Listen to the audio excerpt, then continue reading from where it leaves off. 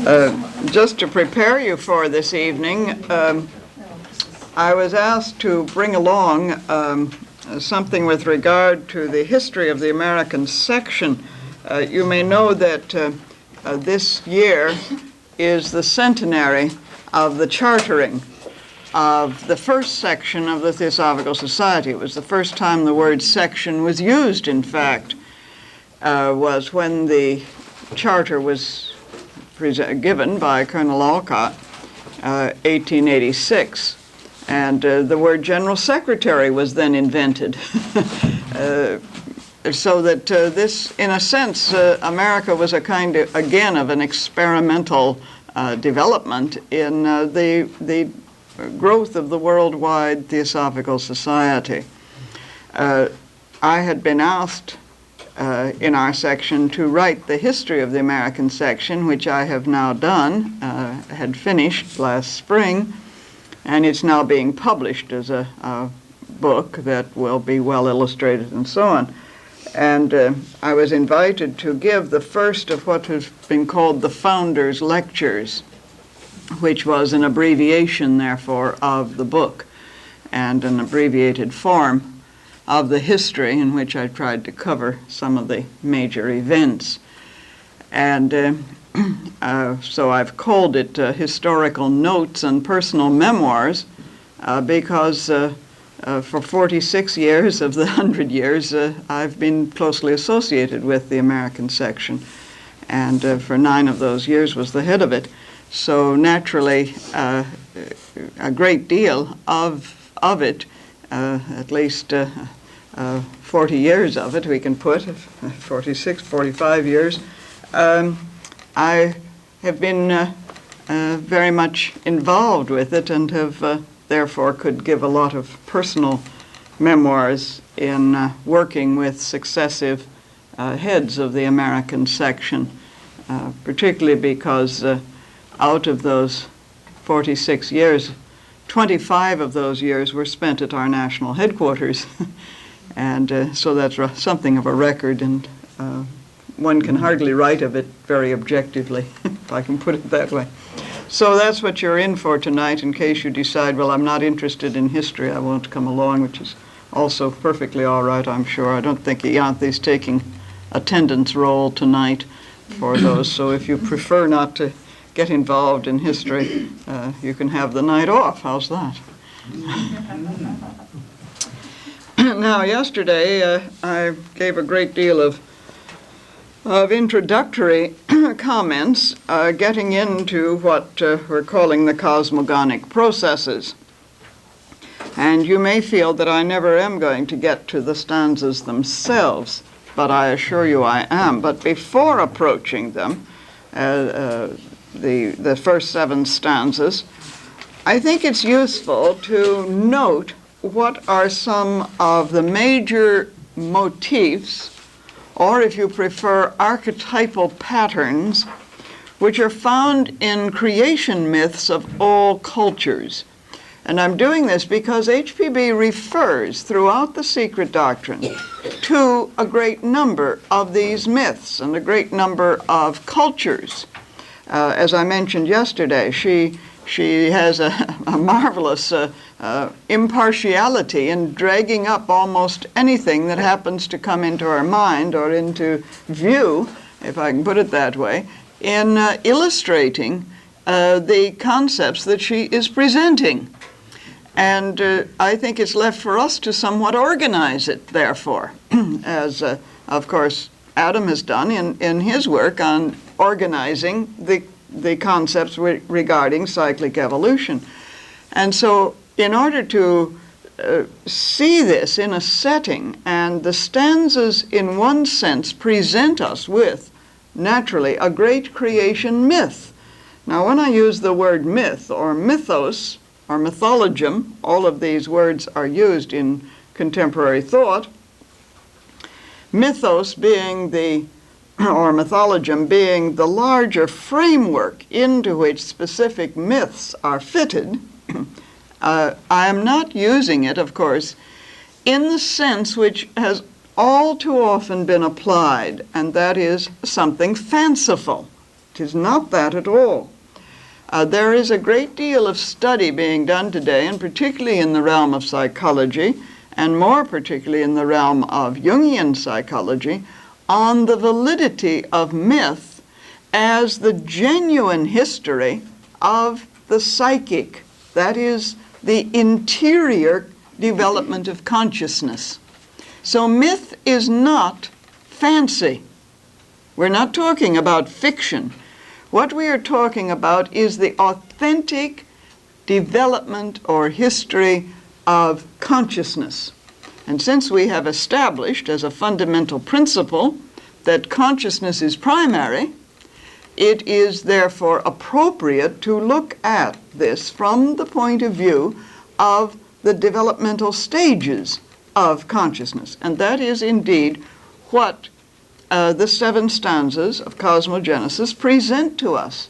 These are, in a sense, therefore, the consciousness of the individual writ large. And therefore we call it cosmic or cosmogonic. That is to say, the origins of that large framework in which we as individuals have our appropriate place. We are points, if you like, points of consciousness, each so beautifully described yesterday by Adam, each with our own sphere of consciousness that is constantly touching upon and ultimately becomes individual from the other spheres of consciousness, and then breaks through, and the constant breakthroughs lead to a larger and larger consciousness, do they not? So I think it is maybe appropriate to look at what I have called the major motifs, or as I say, archetypal patterns found in the creation myths of all cultures. And that there exist amazing parallels and correspondences among the great creation myths, and contemporary scientific models is, I think, one of the most exciting aspects of a study of the cosmogonic processes. This is a rich field, of course, for the intrepid student to mine, and one that has yet to be fully explored. It's one on which I have been working for some time, and perhaps someday we'll come up with a book on it. But it is the area in which I've been particularly working. When I finish the history of the section, I can now turn to this, you see, and resume my work on it. To anticipate, for example, we can cite just one example. There are numerous creation myths that involve 2 creators, one a shadow of the other. And in the esoteric tradition, somewhere along the line, Ianthe may remind us, there are 2 ones. That's one of your favorite quotations, burned into my memory and consciousness as a result of your visit to the Crotona school. I knew it before, but now it is more deeply etched because of Ianthe's driving energy in etching it far more deeply in the consciousness of all of us. There is a duality or polarity, in other words, which results in the emergence of a manifested universe. And in contemporary physics, just to show you this relationship, there is a cosmogony proposed by Jordan and Dirac, which proposes the theory that the entire cosmos originated from twin particles, 2 electrons which were twins.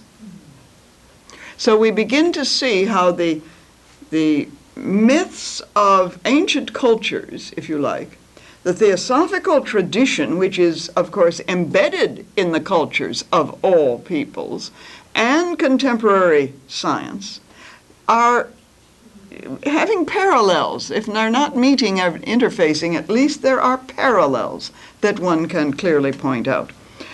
Well, perhaps rather than noting the correspondences, we may be more correct in suggesting that there are certain fundamental archetypes or archetypal ideas or patterns which may account for these external correspondences. In other words, that, as Plato suggested, there exist in the universal mind certain ideas, archetypes in the Platonic sense, which project themselves in a variety of images appropriate to various stages in the evolution of consciousness. Incidentally, it was for that reason that I particularly referred you to Hitchcock's book, Atoms, Snowflakes, and God, because he identifies spirit with patterning and makes the clear statement, which sounds like it's from the Secret Doctrine, there can be no spirit without matter and no matter without spirit. And he makes that very clear statement. Well, it could be just lifted out of the Secret Doctrine, a statement like that, couldn't it? That inherent in matter is the patterning which gives rise to the variety of forms, so on.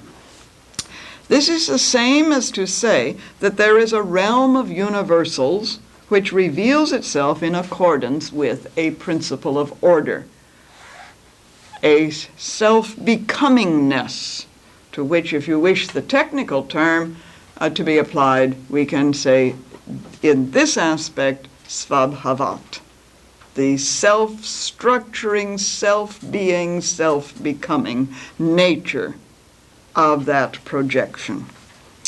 Actually, all these images in the cosmogonic processes, whether found in the occult tradition, in mythology, or in contemporary physics, are ways of ordering reality.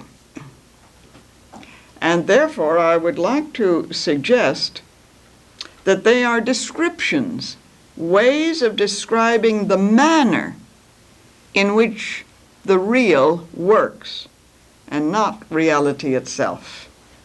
And that is, as in all matters, therefore, we must not confuse the map with the territory. I think Adam referred to that yesterday too, so I'm merely repeating. It's inevitable that what Jeffrey presents in the diagrams and what Adam presents and what I present is there's going to be a great overlap. Our circles overlap, don't they? Inevitably. And I hope that each may be helpful in enriching our understanding of the other. Well, creation myths are, of course, the deepest and most important of all myths or mythologisms, since they touch on primary realities and are concerned with the ultimate meaning of the existence of the cosmos, which means, of course, the ultimate meaning of our own existence. Our myths, in fact, reflect what we think of ourselves, and they shape our worldview. And while many of the elements found in creation myths may seem rather weird, and certainly very abstract, often even quite alien to us who, of course, pride ourselves on the development of the rational mind with its emphasis on scientific or what we consider scientific fact, we can point to these archetypal patterns. And it's these that underlie our very view of ourselves in what some writers, some scientists, particularly Prigogine and others, Jansch, Eric Jansch, Jantzsch,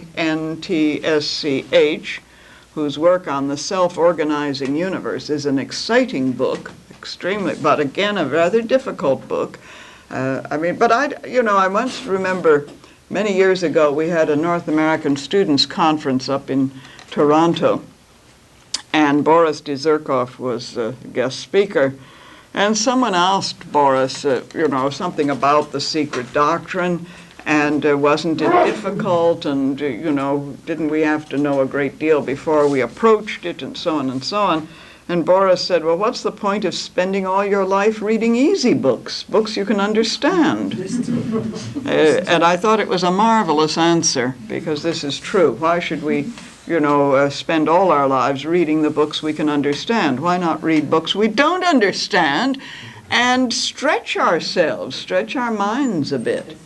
And so I refer you to Erich Jansch, marvelous work, The Self-Organizing Universe. And he and Prigogine and others are calling this a co-creative universe. Isn't that a marvelous phrase? A co-creative universe. So when we talk about these motifs, we're talking about aspects of our own, are reflected in us in the very process of the whole emergence, projection, emanational unfoldment of our own consciousness. Well, all creation myths deal with an unknown, with a mystery, in the true sense of the word mystery. This motif seems to be completely fundamental, an unknowability, both as to source and outcome of the cosmogonic process. The first fundamental proposition sets this forth, doesn't it? An unknowability, an unknown. This is the mystery in the true sense of the word. The word mystery and myth, mysticism, all of these, of course, derive from the same Greek word, muo, to shut the mouth or ears. That is to contemplate without being able to express that which is impressed within. So that is fundamental, an unknown. Usually an unknowability both as to source, an ultimate reality about which nothing can be said. In the words, as HPB says, the words of the Mundaka Upanishad, unknowable, unspeakable. What can we say about it? It is an unknown. Also, most creation myths, that unknown is also in terms of the outcome of the process. Yesterday, I think it was Adam in your presentation, may have been in Jeffrey's. We were talking about these cycles in terms of, well, this is the goal, or this is supposedly the outcome, and where does free will come in? And we often ponder this. From one point of view, the pattern is there. Whether we achieve it or not is the unknown. And I think that's a fair statement. Whether we achieve what has been set forth, or whether we blow ourselves up in the process, midway through it, you see, whether it's going to take, and this enters upon the whole question of time, you see, this mystery of time, which is, of course, why I referred you to the two faces of time, because this is a question, you see. What is time? What is time? So the outcome, whether it take place in a brief time or a long time, time is a rather interesting subject. And again, we haven't time to fully explore it. We haven't time to fully explore the mystery of time. Well, in nearly all the creation myths, there is what can only be called a mirror principle at work. This is a repeatability at level after level. What happens at the highest level is reflected in all subsequent stages of manifested existence. I think the diagrams that Jeffrey is presenting show this very clearly, the correspondences, or we can say reflections.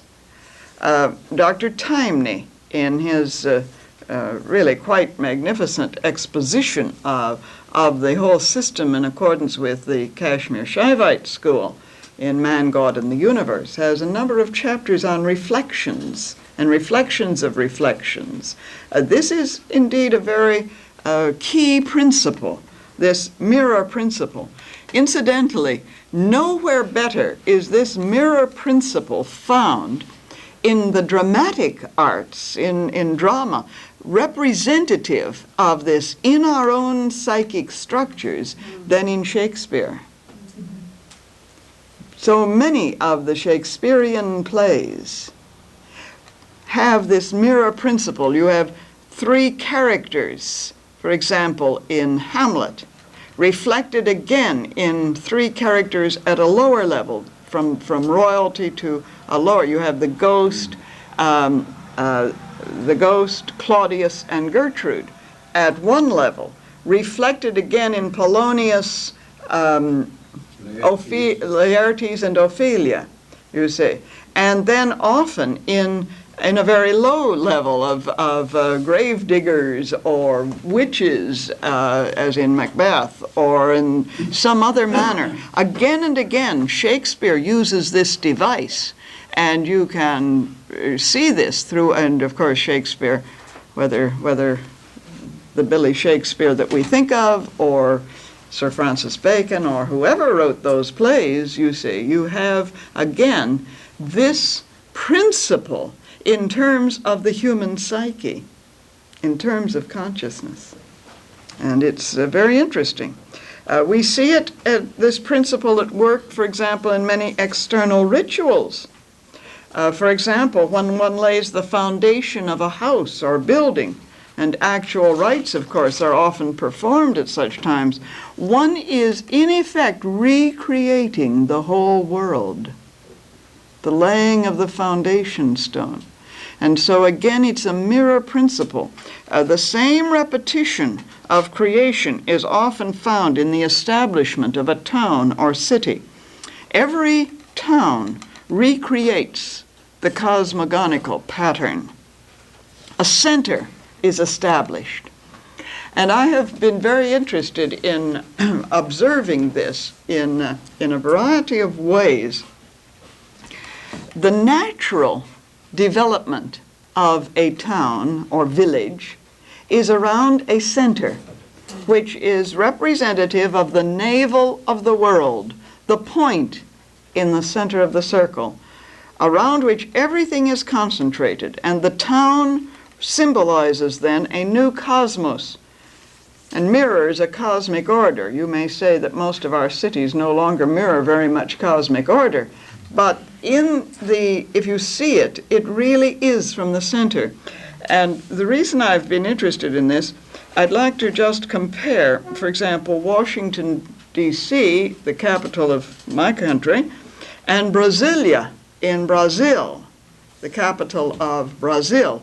Both of these are made cities. Now, in Washington, D.C., the architect who set it up was very, very correct. There is a center. And if you go to Washington, D.C., and I know many of you have been there, you see that that is the center, the Capitol and the Mall and the Washington Monument and Lincoln Memorial and so on. That is all the center. And everything moves out from that. In Brasilia, on the other hand, I was so interested to get the feel of it when I first went to Brasilia. There is no center. And the town feels not at all unified. And they are having a very difficult time. And consequently, because they had blocks of residences with shops and so on, and another block with residences and shops and so on, just separate blocks, and nothing tying these together.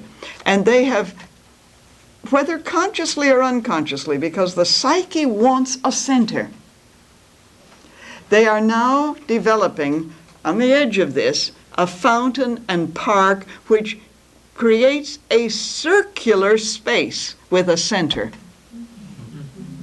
And it's extremely interesting to observe this. The need for centering, you see. And this is part of this mirror principle. In every culture, a new year is celebrated. And of course, while this may occur at different times of our calendar year, it is always a celebration in mirror form of the origin of the world itself. A new beginning. How did you begin that? A new year? A new year, yes, you see. what about it? Well, it's always, no matter, it's a center again. Oh. A new beginning with the past cleared from consciousness, you see. That one can sort of start again. And so a birthday is often celebrated with this same feeling that, well, I can get back to my center, to my being, and then describe a new field or sphere of consciousness around it. So this is, again, all part of this mirror principle. Now, closely associated with this mirror motif is another kind of reflection motif, in which creation from above downwards is matched by a creative process from below upwards. Sometimes this is seen as opposition, but in many creation myths, everything is created first in heaven, and the replicas, images, are then projected on earth and must grow up to that, so that there is, like in a cave, the stalagmites and stalactites growing towards each other, if you want an image, you see.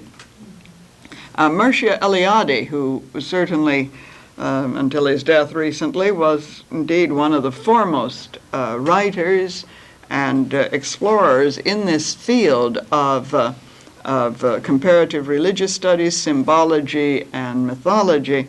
In his wonderful work, The Myth of the Eternal Return, gives a number of instances of this dual motif. For example, he writes that in Iranian cosmology of the Zarvantic tradition, every terrestrial phenomenon, whether abstract or concrete, corresponds to a celestial, transcendent, invisible term. So that there's a dual movement from above downwards and from below upwards. Among the Navajo and Hopi Indians of our southwest in the United States, there are certain creation myths that suggest that indeed the entire process begins below and slowly moves upward.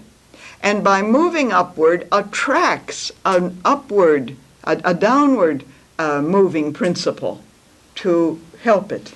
It's very interesting in some of those myths. I don't have time to tell you all the myths, of course. Read them for yourself. But you begin to see, do you begin to get connections, if you know the Secret Doctrine, with some of the statements that HPB makes? Creation is always in terms of an awakening. This is the fourth great motif. Either a deliberate awakening, which is an emergence from a state of slumbering. We get that very much in the stanzas, don't we? By the third stanza, you see, there is an awakening. The mother swells. She's come awake from this slumbering state, which is hinted at, of course, in the very first shloka of stanza 1. The eternal parent had slumbered once again, which means she's going to get up, going to wake up, you see. So there is an awakening. It's an emergence from a state of slumbering, a quiescent state, pralaya, if you like. Sometimes in some of the myths, it's almost by accident that the awakening comes about, and there's some amusing myths. In the Winnebago mythology, the Winnebagos are a tribe, Indian tribe in northern Wisconsin and Minnesota, through that middle area of the United States. The creation myth begins, in the beginning, the earth maker was sitting in space when he came to consciousness and there was nothing elsewhere. Marvelous beginning, isn't it? Quite a shock, you see. It brings him awake and there's nothing else, you see. He's sitting there. There are rather amusing myths in which it seems as though the creator stumbles onto something, with creation as a kind of accidental discovery. But all of this is showing this need to come awake. In many myths, there is the motif of the twin creators. I've already referred to this a bit. Not always twinned, but paired in some way as two creators, two ones, if you like, in the Secret Doctrine terminology, or as Nirguna Brahman and Shabda Brahman, you see. We have that concept. Ishvara as the creative, from the in terms of then a Brahman who is passive, in a sense. Usually they complement each other. One may be more active, one more passive, one more masculine, the other either a woman or a being possessed of more feminine characteristics. One may be more light and the other darker or shadowy. One is sometimes depicted as rather clever, while the other is a bit stupid or lazy or sleepy or animal-like. In the myth, again, of one of our North American Indian tribes, one of the Northwest or the Western states Indian tribes, there's a delightful story of Coyote and Silver Fox. It happens to be one of my favorite myths, so I have to tell it. Silver Fox created by thinking, but Coyote went to sleep, and Silver Fox, who created by thinking, finally calls to Coyote to wake up. And the amusing thing is that Coyote then proceeds to eat up everything that Silver Fox has created. Now, this is a very, it's a marvelous myth, because there's a tremendous truth in this. In Indian mythology, for example, it is Kali, or time, that eats up creation. And in point of fact, it is we who assimilate the world. And the very word assimilate means to eat up. I presume I can say eat up. We don't eat down here, do you, in England? Get my ups and downs correct here. By bringing everything into conscious realization, you see. A variation of this motif of two creators is found in myths that speak either implicitly or explicitly of a third who remains in the sky and does not take part in creation at all. Sometimes the relationship of the two is father-son, sometimes father-daughter, with one knowing more and the other less, and so on. So it's a marvelous theme, twin creators, very much found in the occult tradition, very much found in the Secret Doctrine, isn't it?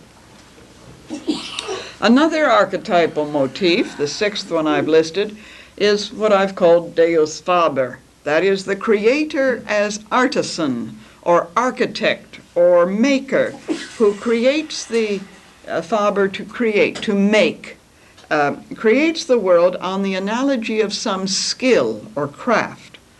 We have this very much in Egyptian mythology, where the god Ptah is said to have created the world on a potter's wheel. And, of course, this concept of an architect with his builders is very much present in occult cosmogony. We get that, until you're bewildered with the number of builders that HPB rings in on this job. I mean, this is really, there was no unemployment among the Dayan Johans, none whatsoever. No unemployment benefits, in fact, I guess, at that stage. But nobody was unemployed when HPB gets all her builders together, does she? Is there? You see it. They're all busy. Another image, of course, that is frequently used is that of weaving or spinning. In one of the earliest commentaries on the Rig Veda, it is said that God wove the earth from primeval matter. And of course we have this marvelous phrase of Father, Mother, spin a web. There they are, the original spinners, the original weavers, getting the web and that web of the universe, the web, As weaving is usually associated with feminine activities, this motif is usually found in those myths in which the feminine does play a major role in the creative process. We have, for example, the myth of the goddess Nemesis in Plato's Timaeus, where it is said she sits in the center of the cosmos, and the axis of the cosmos spins around in her womb like a spindle. And there's the image, of course, of this creative energy or power as a smith. A verse in the Rig Veda praises the creator of the world. Even as a smith, the Lord of prayer, together forged this universe. In the earliest ages of the gods, from what was not arose what is. And elsewhere, of course, in the Rig Veda, the Creator is spoken of as a carpenter, pointing again to this concept of the builder and builders and so on. An interesting sidelight on this motif or archetype of the craftsman is that occasionally he can be too hasty, and so he doesn't get it quite right. The result is either an incomplete creation or some problem arises. There's an Islamic text, which I think is fascinating, on the creation of Adam, for example, in which it is said that when Adam was created, he lay around as a lump of clay for 80 years. I suppose Allah didn't quite know what to do with this lump of clay. And then Allah gave him human shape, but a soul was still lacking. So he lay around for another 120 years. Notice these time intervals. After which Allah breathed the breath of life into him, but the breath did not completely fill up Adam's body. He wanted to stand up, but he couldn't do so, and he fell down again. So in the Quran, there is an interesting statement: man was created in a hasty manner.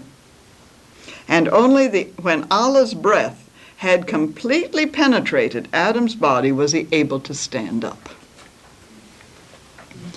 So you get this rather hasty, and I always think of these creatures that appear at the beginning of Volume 2, dog men and goat men and, all of these peculiar creatures you see.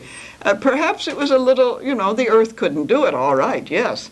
But, sometimes we try too hard and we come off wrong on this business, you see. This imperfection in creation is mentioned in a marvelous text of the Midrash, which is one of the sacred books and esoteric texts of the Judaic tradition. And it's a marvelous story. Isaac asks God, he talks with God. I mean, after all, in those days, you could carry on a dialogue with God. We don't do that much anymore.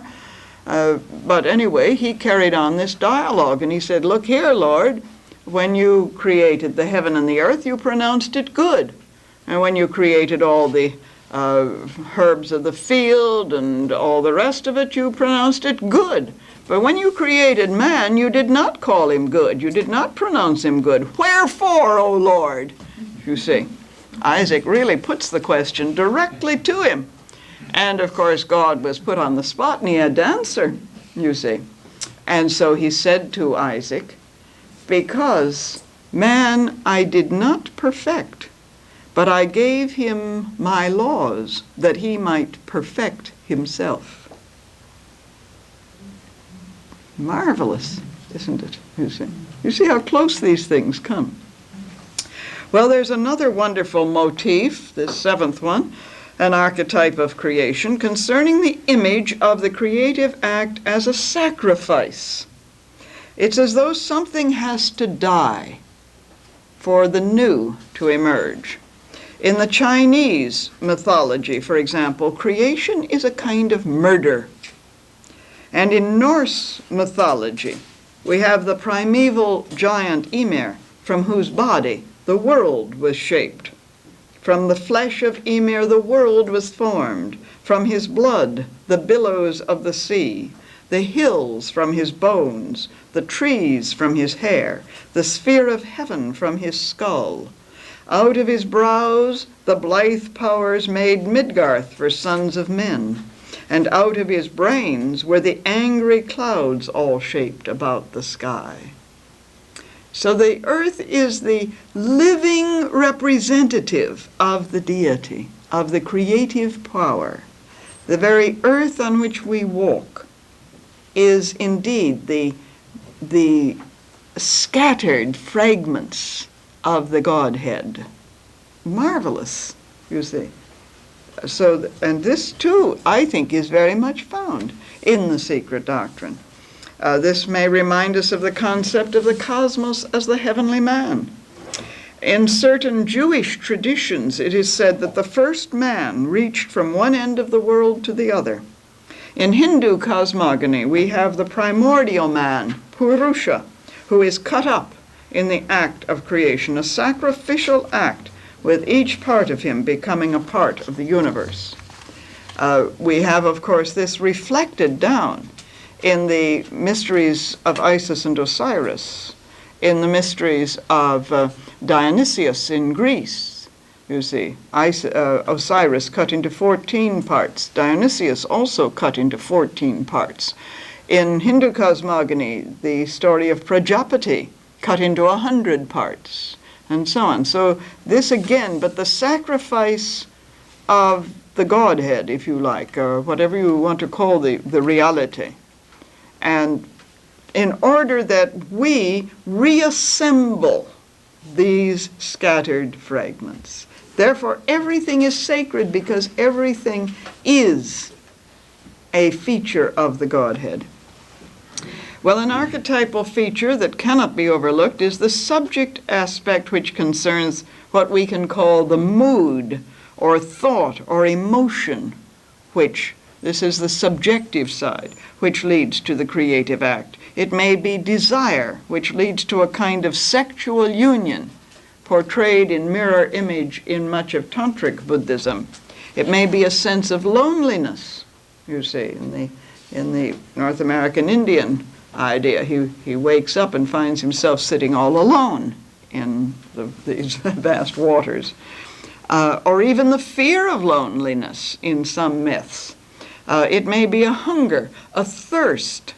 And in this category, we must include an image that is particularly present in occult cosmogony, the concept of tapas, which means to brood, to give warmth to an inner seed, to engender by heat, a concentration of energy. And we find this, of course, very much in the Rig Veda. We have this in other yogic texts in India, but we also have it in many Gnostic texts.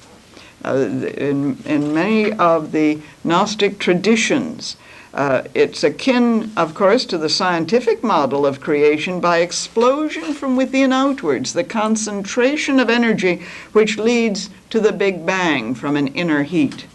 And in connection with tapas, of course, we have another archetype, the ninth, that of the germ or egg, on which the Godhead brooded and from which the world was produced.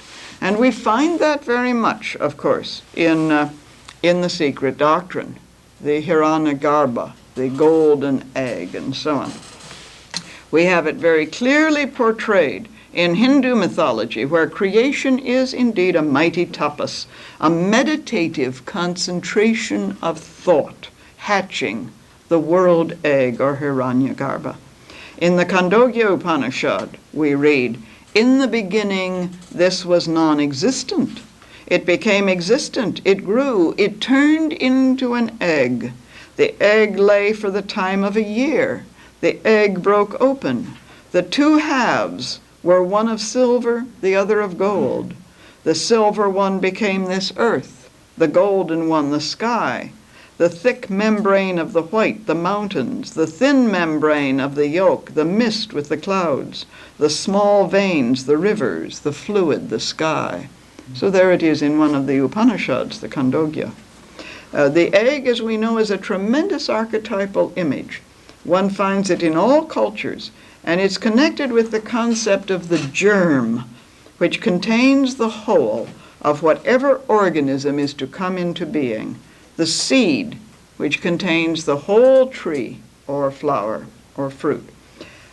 In the Chinese text, the ancient classic, the I Ching, hexagram 61 identifies the egg with the sign for inner truth.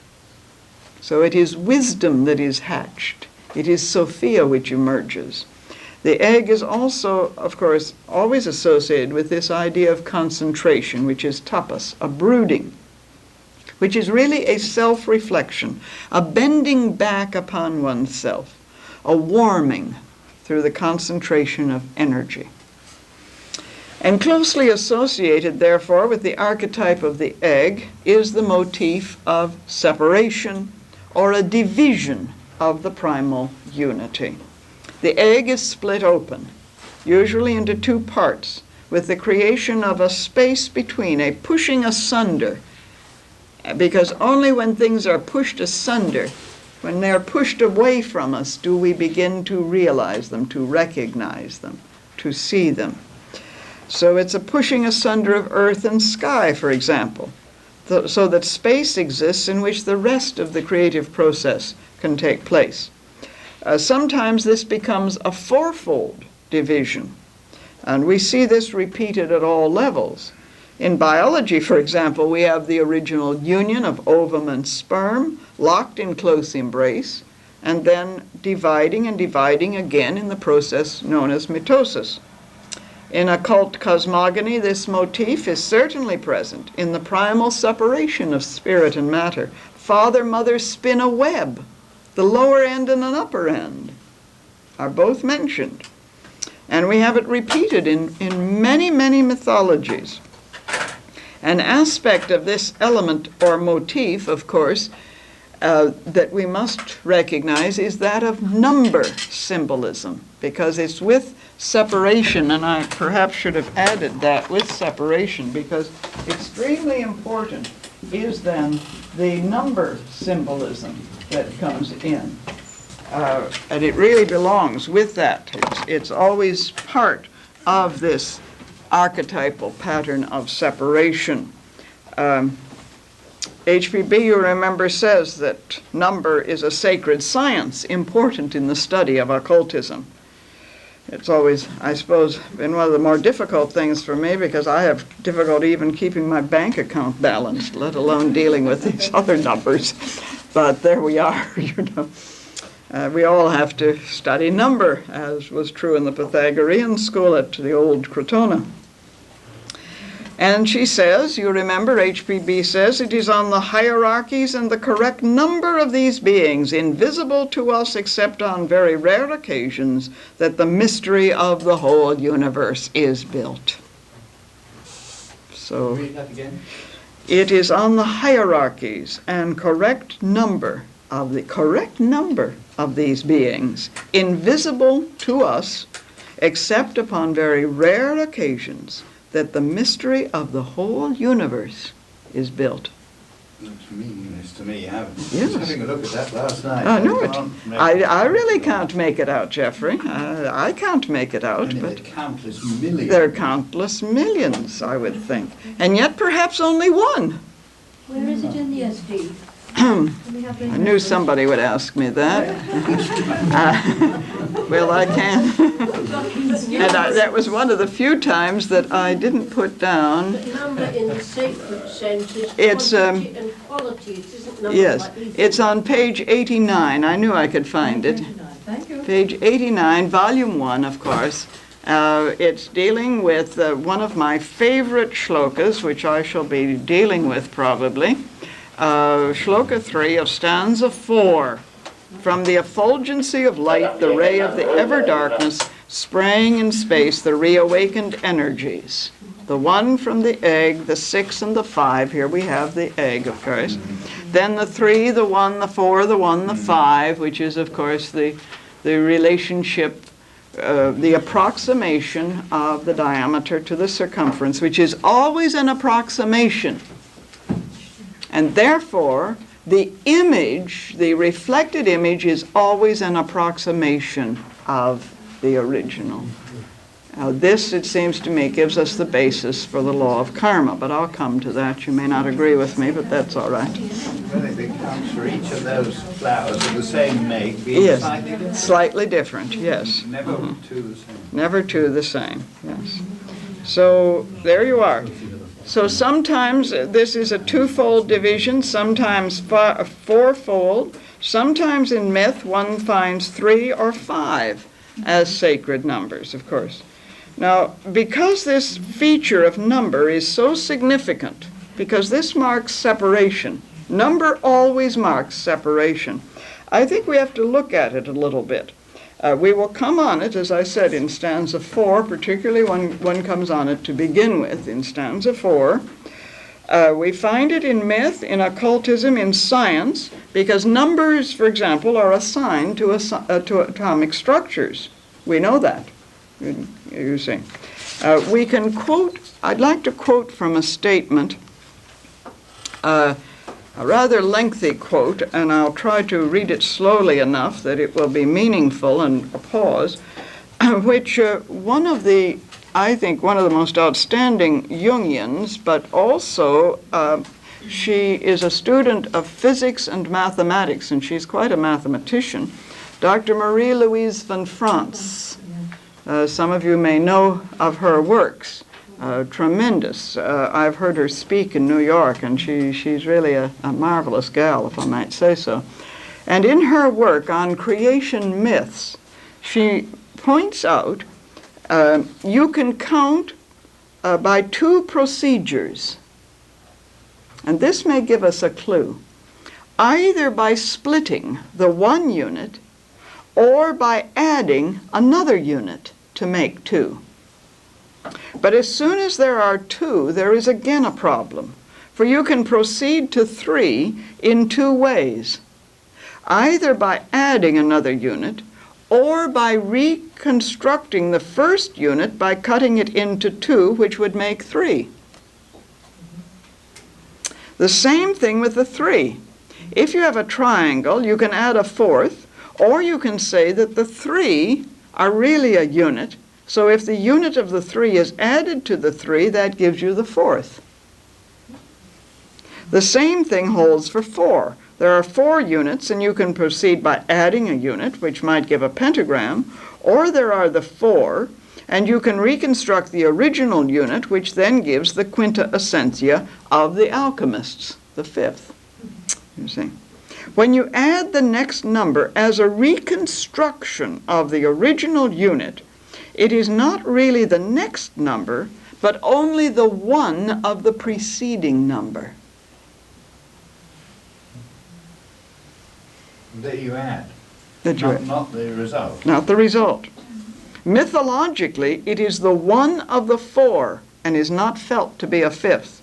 If you read alchemical texts, it is the quintessentia, the quintessence, which is really the one of the 4, while the 5th is looked on as the number of nature, of deficiency, of natural imperfections and bodily existence.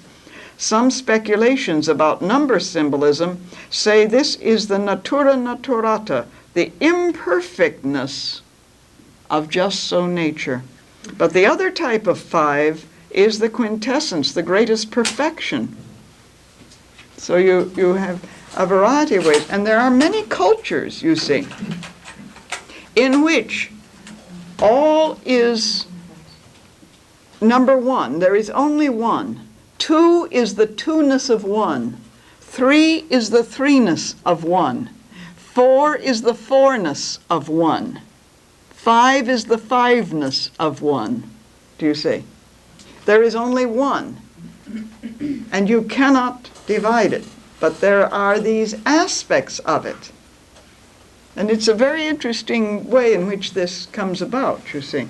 So she says, in number symbolism, it always depends on which type of number you have.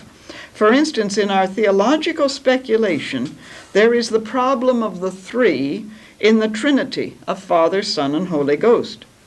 But Joachim of Flora talked of the common substance of Father, Son, and Holy Ghost, and some of his sayings were condemned by the Church for secretly introducing a quaternity, since he hypostasized the common substance of the 3 as if it were something independent. And actually, he only looked at the one of the 3, which is different from adding a unit. But naturally, the one leads into the other, and he was understood to be adding a 4th, and accordingly he was condemned. When you count, you could say that the original 1 forms a continuum, so every number can be understood as representing the oneness of the foregoing in a new form. gives us a new insight on this, you see. It's on the correct interpretation then of number, HPB says. And perhaps we are so accustomed, you see, to adding that perhaps there is another way of looking at this. So, as she says, there's a kind of continuum association underneath the original unit, the original one, which lends credence, I think, to the suggestion that 6, as the just so, the perfect number, the 1 underlies it. And while we add it and make it 7, that perhaps it is the oneness and the 6 which emerge. So it's an interesting thing. This is very clearly what we have really in occult cosmogony. All, we say, is one thing. I like the way Adam emphasized that, because that's true. We emphasize the thingness, but there is no thingness. If you can point to anything in the universe, anything in this universe, which is static, unchanging, immutable, then we can say that is a thing. But can you? Ianthe? No. As you will hear this afternoon. Yes, yes. So it is one. And she had no other word to use than thing in her time. And this is very clearly, all is a representation of aspects of, so while separation occurs, it is only presenting to us, the presencing to us of the two-ness, the three-ness, the four-ness, the multiplicity of the one. And in many ways, you see, science is saying the same thing. There is a space-time continuum which acts in different ways according to how it is viewed, whether in terms of waves or in terms of particles. We have the same concept in the Bhagavad Gita. With one portion of myself I pervade the universe, but I remain. The one is always there, no matter what the division. The one remains, the many change. The many ups. yes, you see. Heaven's light forever shines. However, I think I want that song to them. All right. All right, come this afternoon and you'll hear that, yes. But you see how key this is, and it depends on how we understand it. Now, from this archetype, however, of number, which includes the many images of multiplicity, of separation and seeming division of the original one, we have a motif that appears in myth after myth of chains or generations. Numerous myths list lengthy chains of generations of gods, ancestral beings, heroes, divine powers, thrones, princedoms, virtues, powers, etc., etc. You know, the Bible, I don't know if you were raised as I was, the kind of Bible bashing with all the begats, you know, until you got so tired of all the begats giving rise to that and so on. In the Secret Doctrine, we come on such terms as the army of the voice, and HPB speaks of the host of the Logos, and adds, this is again in stanza 4, shloka 4, the esoteric theogony begins with the one manifested, therefore not eternal in its presence and being, if eternal in its essence, the number of the numbers and numbered. It is from the number 10, or creative nature, the mother, the occult cipher, or naught, ever procreating and multiplying in unison with the unit 1, or the spirit of life, that the whole universe proceeded. That's page 94 of volume 1. So you see, you can get lost in the army of the host, of course, the army of the voice. It must have been a cacophony of sound, an army of the voice. You know, you begin to feel that it really is like the opening scene of the Bhagavad Gita. with the trumpets and conches and everything blaring forth. So all these chains. Now when we consider the complex structure of protoplasm, for example, or the DNA, you know that the formula is a terribly long one. I'm not going to put it on the board, I don't have it. It's an extension, of course, as it were, of one primary substance in a number of permutations of the one. So this is one of the very interesting things that results. And often we get lost in this rather than realizing that it is indeed all one. And finally, there is a motif that is found in many mythological texts which we cannot overlook. We find it also in the Secret Doctrine. It's the archetype or principle of failure, abortive attempts at creation. We have this, as I say, very much portrayed in Volume 2 with the early attempts to produce man, the watermen terrible and bad, the goat men and the dog-headed men and the men with fishes' bodies.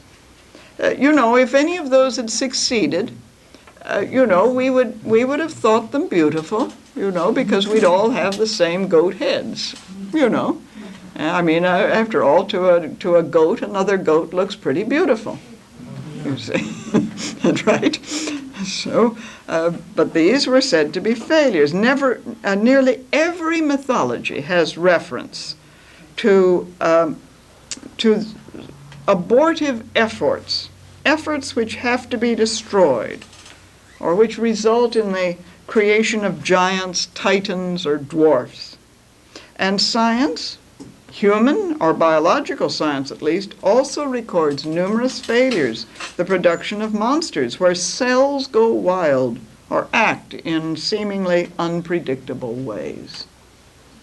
So, I've often felt while we know that underlying there is this scheme, the schemata to which Adam's book is referring, of course, a scheme.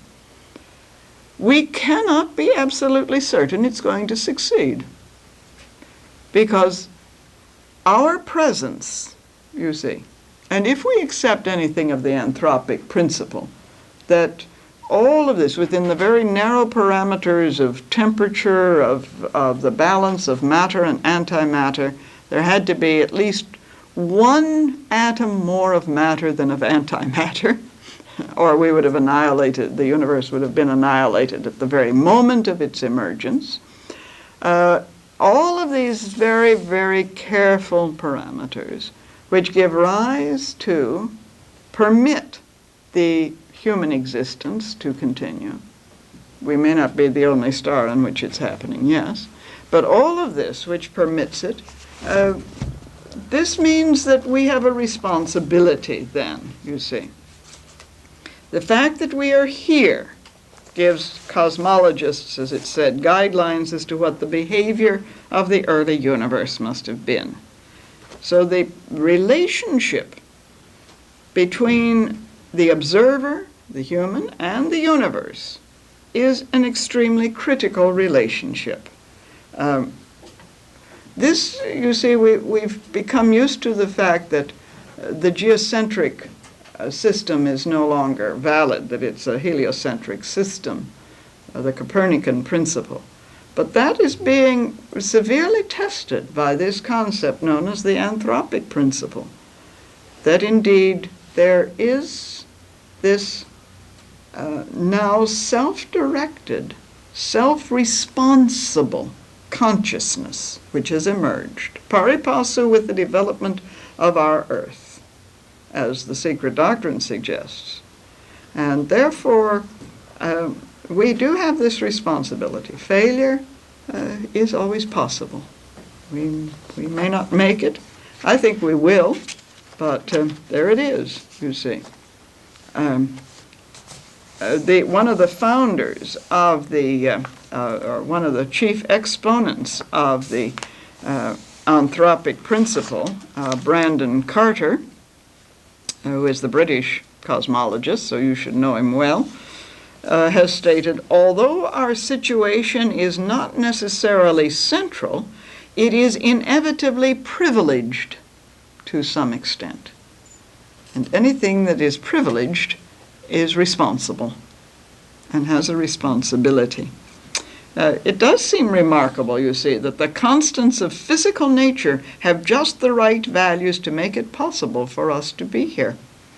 If a constant known as what's called the fine structure constant were just a little different, the convection currents of stellar material around a star would not be able to develop into a planetary system, and we would not be here. If the strong force keeping neutrons and protons together were just a little weaker, hydrogen would be the only nucleus, and we would not be here. Collins and Hawking, Stephen Hawking, who is perhaps one of the greatest minds of the present time, absolutely phenomenal mind, he has shown that the expansion velocity of the universe is at a critical value where if it were greater, the universe would fly apart. If it were less, it would collapse into a black hole. It's right at that critical part. So is this delicate balance of the universe at this critical value related to our being here? So this motif of failure is an extremely interesting one because it's something, other universes have failed. Will we succeed? Here is the pattern, you see, the archetypal plan. Seven great developmental stages, 7 rounds on 7 globes, 7 chains, all of this. Here is this archetypal pattern, which is so well illustrated in Adam's book, of course. But that's the archetype. Now, to what extent we come up to it, that I suppose is something else. Wouldn't you say, Adam? It's up to us, you see, whether we progress or not. We can, this great tragedy, I think, of the failure of the Reykjavik conference is something to make us pause and think very seriously of what the future does hold and our responsibility, therefore. Well, hence, these are all reflected. They are all present in the Secret Doctrine. And as I say, I think one of the most exciting sort of enterprises, mainly because I'm enjoying it so much, is indeed showing that all of these are pertinent. All of them are contained in the grand mythology of the whole creative process. And the fact that to a very large extent, as we said yesterday, HPB based this on the science of today, not on the science of her day, you see. And when the Mahatma K.H. wrote to Mr. Sinnott, "Science is our best ally," he was not talking of the science of the 1880s by any means, but rather of a science that is now unfolding, it seems to me, the science of the late 20th century. So these are all present, and these underlie these 7 very magnificent stanzas that we will turn to next. Just one little addendum, because I've been talking about these as archetypes and the importance of language, because perhaps one of the great archetypes, which I didn't get to today, and in one sense underlies all of these and is found very much, is what we can call the logos archetype, or more appropriately, the archetype of the word, sound, speech. Language is always related to our worldview. I've already emphasized that process is what we're involved in. And you might just be interested in the fact that in language, therefore, and studies have been made of this, the language we use reflects, therefore, many of these archetypal features of the creation myth in our daily intercourse with each other. In the Navajo language, just to take an extreme example, the Navajos were one of the most advanced, they still exist, the Navajo tribe, but certainly one of the most advanced cultures among the North American Indians. You might like to know that for the verb to go, that is to move about, to go, there were 356,700 conjugations. Whereas there were only 3 conjugations for the verb to be in the Navajo language. Studies have shown this. In other words, the Navajo could only talk about something by describing its movement. Isn't that incredible? 356,700 conjugations to the verb to go. Imagine learning those in school. 3 conjugations to the verb to be. Because to him. Now here is a culture, you see, that was firmly rooted in the concept of process. Not rooted, as we have been for so long, in the concept of thingness, of the static, of position. And what, therefore, was the greatest shock and the greatest revolution in scientific thought, even greater than Einstein's discovery or concept of relativity, even more than Bohr's concept of quanta, the quantum theory. The greatest revolution, the most appalling revolution in thinking was Heisenberg's so-called uncertainty principle. Because this knocked everything in Western thought for a loop. It really knocked us apart. You cannot measure the position and the velocity at the same time. And because velocity is primary, because light for our created system is primary, every mythology deals with light, the coming of light. And always the mystical experience is in terms of illumination, light. And that velocity, we know of nothing in our universe that exceeds that velocity, do we? You see. So it is that is constantly moving. Therefore, position becomes irrelevant from that point of view. Well, all right, velocity, I suppose, is in terms of you're getting from here to there on coffee, and I ended precisely on the dot today.